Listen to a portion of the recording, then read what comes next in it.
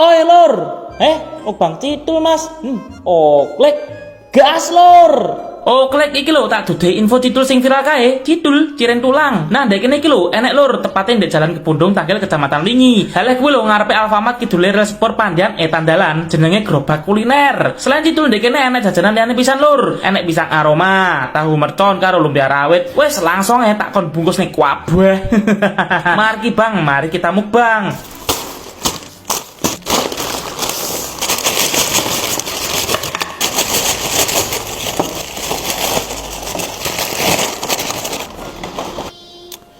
Jo, madang lur. Bismillahirrahmanirrahim. Payah, rasanya kenyal-kenyal enak lho. Jerone langsung disambut karo isian iwak pitik. Iki sing rasa original manis gurih. Daging iwak pitik rasanya jan berbumbu, gurih, enak. Lek sing abang iki varian pedes sambal taichan. Beh, gak kalah enak pisan iki. Pedese wis krowoso, isian pitike gak pelit yo.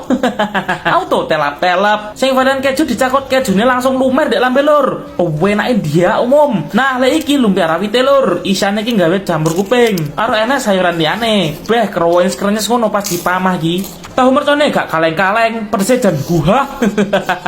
Isiane iki nganggo jamur tiram, jan mantep tenan. Penutup yo sing legi-legi ta.